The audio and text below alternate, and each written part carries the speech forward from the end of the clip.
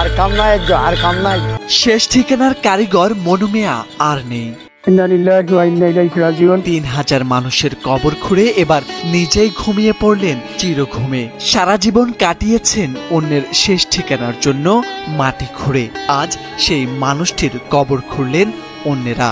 উনি খুবই ভালো মনের মানুষ ছিলেন, বিশেষ করে বাচ্চা কাচ্চাদেরকে এত আদর করতেন। যখনই যে পাড়া দিয়ে যাইতেন উনার হাতে চকলেট থাকতো, উনি বাচ্চাদেরকে। মৃত্যুর সময়টাও যেন ব্যতিক্রম নয়। ২৮ জুন সকাল 10:30টায় নিজ বাড়িতে চিরবিদায় নেন তিনি। তার মৃত্যুতে গ্রামের বাতাস ভারী হয়ে ওঠে, চোখ ভেজে ওঠে হাজারো মানুষের। ৪৯ বছরের নিষ্ঠা, ৩,০০০ কবর। না, এটা কোনো পেশা নয়। মনু মিয়ার কাছে কবর খোঁড়াটা ছিল সেবা ও ইবাদত।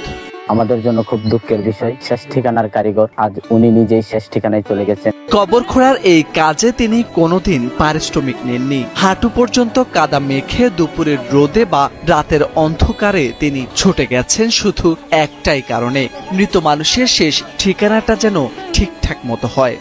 খুব ভালো লোক ছিলেন। সে যে জায়গাতেই মৃত্যুর খবর স্বেচ্ছায় ঘোড়ার পিঠে করে সেবা, এই কাজের জন্যই তিনি একসময় নিজের দোকান বিক্রি করে কিনেছিলেন একটি ঘোড়া। সেই ঘোড়াটিকে তিনি বলতেন সহযোদ্ধা। গ্রাম থেকে গ্রামে মৃত্যুর সংবাদ পেলেই ঘোড়ার পিঠে চেপে চলে যেতেন কবর খুঁড়তে।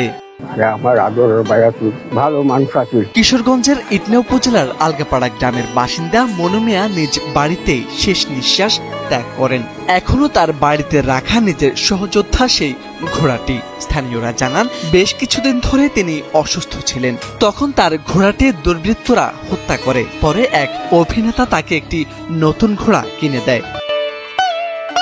স্থানীয়দের মতে মনু মিয়া ছিলেন এ যুগের দরবেশ। তিনি চলে গেলেন, কিন্তু রেখে গেলেন এমন এক দৃষ্টান্ত যা শত প্রচারেও তৈরি করা যায় না।